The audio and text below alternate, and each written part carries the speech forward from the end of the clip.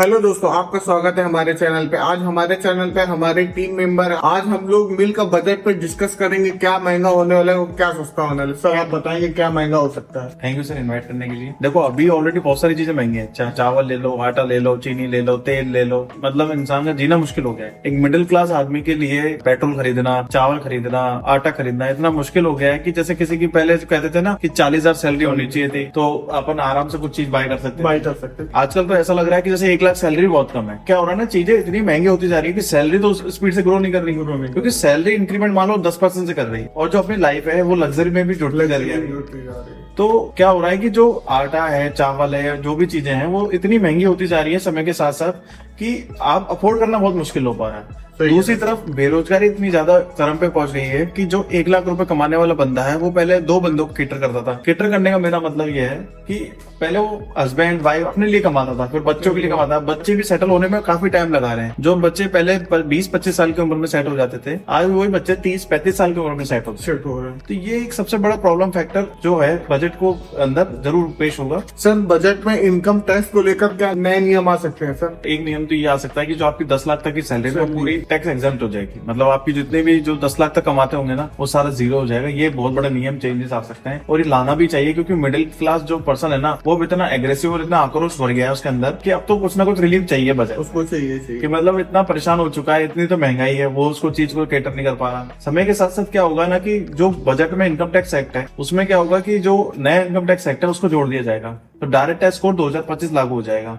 उसमें 10 लाख तक की सैलरी का माफ भी कर देंगे लोग काफी हद तक। जो पहले की जो डिडक्शंस आ रही थी वो उन चीजों को खत्म कर देंगे। सर क्या कुछ ऐसे सेक्टर हमारे व्यूवर को बता सकते हैं कि उन सेक्टर पर बजट को लेकर निर्मला सीतारमण जी का कुछ ज्यादा ही बड़ा हाथ होगा उन सेक्टर को लेकर। देखो सर, ऐसे कुछ सेक्टर तो हैं, जैसे रिन्यूएबल एनर्जी का सेक्टर हो गया, इंफ्रास्ट्रक्चर का सेक्टर हो गया, जो डिफेंस के सेक्टर हो गया, जो रेलवे के सेक्टर हो गया, जो एरोस्पेस इंजीनियरिंग के सेक्टर हो गया। ये कुछ 4-5 सेक्टर ऐसे हैं जिनमें क्या होगा ना कि काफी हद तक बजट अलोकेट किया जा सकता है। सबसे ज्यादा तो मुझे जो लगता है वो है डिफेंस और रेलवे के अंदर बजट अलोकेट होने की ज्यादा संभावना है। दूसरी चीज जो निर्मला सीतारमण जी है वो चीजों को इंसेंटिवाइज फॉर्म में लेके आ रही है ज्यादातर, कि आपको डायरेक्ट पैसा ना देके उस चीज को इंसेंटिवाइज कर देती है। मान लो कोई चीज आपको 100 रुपए की मिल रही है, अभी भी मिलेगी 100 की, इंसेंटिवाइज ऐसे कर देंगे कि वो चीज आपको रिफंड हो जाएगा बाद में किसी दूसरे रूप में 10 रुपए या 20 रुपए में। उससे फायदा गवर्नमेंट को भी होगा, लोगों को भी कहीं हद तक होगा, पर देखा जाए तो इंसेंटिवाइज स्कीम के फॉर्म में वो लेके आएंगे। सर इस बजट में बेरोजगारी को लेकर कुछ नया नियम आ सकते हैं। देखो पिछले साल जब बजट आया था तो उसमें इंटर्नशिप को लेकर एक नियम आया था कि आपको देश की टॉप 500 कंपनियों में काम करने का मौका दिया जाएगा और ये 5 साल तक चलेंगी, जिसमें 1 करोड़ बच्चों को इंटर्नशिप के लिए जोड़ा जाएगा। अब हुआ क्या, उस समय 20 लाख लोगों के लिए वो आवेदन खोले गए थे और शायद इंटर्नशिप वो अभी चालू काफी हद तक हो भी गई है। जो कंपनीज के मांगे गए थे, बड़ी बड़ी सिक्योरिटीज फर्म्स हैं, बड़ी बड़ी रिलायंस जैसी कंपनीज हैं, तो सारी टॉप 500 कंपनीज में मांगे गए थे। तो 20 लाख बच्चों को वहाँ पे प्रमोट किया गया था और ये मैं मानता हूँ गवर्नमेंट की बहुत ही अच्छी स्कीम थी। सर रिसेंटली अभी देखा जा रहा है कि मार्केट हमारी गिरती जा रही, लगातार गिर रही, तो क्या ये जो बजट आने वाला है उसकी वजह गिर रही या फिर कोई बड़ा कुछ मार्केट में होने वाला है। जो मार्केट गिर रही है ना उसका मेन रीजन बजट नहीं है। मार्केट जो गिर रही है वो एफआई का सेलिंग प्रेशर की वजह से गिर रही है। साथ में क्या हो रहा है ना कि एसआईपी की जो मैच्योरिटी डेट है ना वो 2025 के अंदर है, तो जितनी भी एसआईपी है ना तो सारी 2025 में मैच्योर हो रही है, तो वो पैसा सारा निकाल के ले जा रहे हैं लोग। दूसरा बड़ा जो कारण है वो है कि जो डीप सीक एआई आया है उस वजह से भी काफी कुछ गिर रही है, क्योंकि एनवीडिया को टक्कर देने के लिए डीप सीक एआई लाया गया है चाइना के द्वारा, क्योंकि यूएस ने सैंक्शन लगा दिए थे चाइना पे कि आप एनवीडिया के जो भी पार्ट्स हैं उनको यूज नहीं कर सकते या उनके चिपसेट को यूज नहीं कर सकते। तो चाइना ने खुद का ही एआई सिस्टम बना दिया और वो चैट जीपीटी से इतना बेटर कर गया है कि अभी 10 जनवरी को लॉन्च हुआ था और अभी 26 जनवरी को के आसपास तक उसके डाउनलोड्स चैट जीपीटी को भी क्रॉस कर गए। तो वो चीज हुई है, तो इस वजह से भी काफी हद तक एक अनसर्टेनिटी बनी हुई है। दूसरी तरफ जो यूएस के प्रेसिडेंट है वो इलेक्ट हुए हैं हमारे डोनाल्ड ट्रम्प जी, तो रोज के रोज नए नए पोस्ट मिलेंगे कि आज ये सैंक्शन लगा दिया है, आज ये टैरिफ लगा दिया है। तो ये बजट को लेकर कुछ न्यूज़ेस हैं और जो फैक्टर घूम रहे हैं बाजार में उस चीज को लेकर शेयर फॉल हो रहे हैं। सर जैसे कि अभी बजट आने वाला है 1 फरवरी को, तो क्या आपको कुछ ऐसा लगता है कि 1 फरवरी के बाद हमारी मार्केट ऊपर रहेगी, उस दिन सैटरडे उस दिन मार्केट भी ओपन रहेगी हमारी? जो मार्केट बजट डे के दिन होती है ना वो बजट के अकॉर्डिंग होती है। मान लीजिए अभी सीतारमण जी आती है और बोलती है कि रेलवे में हमने 1 लाख करोड़ रुपए लगा दी, तो रेलवे के सेक्टर भागने चालू हो जाएंगे। वहीं अगर कहते हैं डिफेंस सेक्टर में हमने 3 लाख करोड़ रुपए लगाएंगे तो डिफेंस के सेक्टर भागने चालू। क्या कंटिन्यू भागेंगे या फिर कुछ दिन तक? ये जो रैली रहती है कुछ दिन तक रहती है, फिर धीरे धीरे चीजें सामने आती है कि जो गवर्नमेंट है किस सेक्टर में ज्यादा इन्वेस्ट करेगी, किस पर्टिकुलर फील्ड में करेगी, तो उस अकॉर्डिंग ही बढ़ते हैं। सर जैसे अभी सुनने में आ रहा है कि जो मैरिज कपल है तो क्या उनकी ज्वाइंट रिटर्न फाइल होगी? क्या हो रहा है ना कि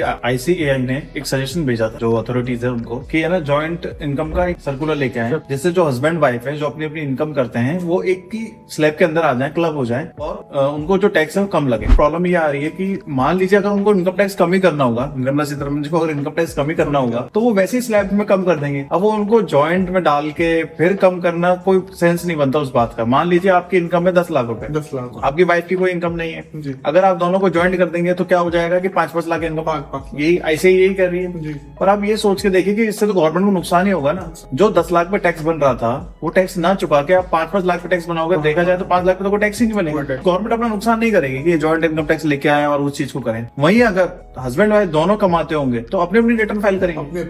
तो जॉइंट इनकम टैक्स का लाना कोई मेरे को लगता नहीं कोई सेंसिबल बात है। इन चीजों से क्या होता है ना, CA का ये काम पड़ते हैं, वो अपने काम को ही इम्प्रूव करना चाहते हैं कि जो भी बंदा है वो CA के पास आए, वो खुद से नहीं करना चाह रहे किसी भी चीज को। सर अभी रिसेंटली मैं न्यूज देख रहा हूँ इंस्टाग्राम पे काफी रील्स वायरल हो रही कि 4 दिन काम और 3 दिन छुट्टी, क्या कुछ ऐसा होने वाला है? देखिए सर, ऐसा होने की संभावना है तो 90% ना के बराबर ही है, क्योंकि अगर ऐसी अगर अपन छुट्टी देते रहेंगे कि 4 दिन काम 3 दिन छुट्टी, फिर इससे होगा ना कि आप इकोनॉमी को पीछे लेके जा रहे हो, इकोनॉमी को बूस्ट नहीं कर पा रहे, क्योंकि आप काम एक दिन कम कर दोगे। एक इंसान का काम एक दिन कम नहीं हो रहा, पूरी इकोनॉमी के लोगों का काम एक दिन कम हो रहा है। टाइम ड्यूरेशन भी तो बढ़ाया जा सकता है। अगर 4 दिन काम के लिए बोला जाए तो क्या टाइम ड्यूरेशन भी तो पर डे का बढ़ाया जा सकता है? अरे सर, अभी 9 घंटे का है, अब इससे भी ज्यादा टाइम कर देंगे तो मतलब बहुत दिक्कत वाली बात हो जाएगी। क्योंकि एक बंदा होता है वो गृहस्थी से निकल के आता है, सुबह उसका टिफिन भी रेडी होता है, शाम को उसको खाना भी खाना होता है, परिवार को भी टाइम देना होता है, तो थोड़ा सा उनके लिए भी सोचिए। तो सर क्या ये नियम ओनली मजदूर के लिए हो सकता है या फिर सभी के लिए हो सकता है? देखो, मजदूरों को तो नियमों का ही पता नहीं होता कि नियम क्या चल रहा है। 500 रुपए पर डे मिल रहा है ना, तो वो फिर ये देखेंगे नहीं कि आज शनिवार है कि वो सिर्फ टाइम देखते हैं कि 10 बजे और 5 बजे बस। ये जो छुट्टियों की बात हो रही है ना, ये सब मिडिल क्लास को लेकर हो रही है कि जो सैलरीड एम्प्लॉई है कॉर्पोरेट्स के अंदर, उसके अंदर की बात हो रही है कि वहां पे कितना काम दिया जाना चाहिए। अब अगर ऐसा अगर नियम आ जाता है कि 4 दिन काम किया जाएगा तो कॉर्पोरेट क्या करेंगे, उस 9 घंटे को 10 घंटे 12 घंटे कर देंगे। साथ में एक चीज और कर सकती है, सैलरी जो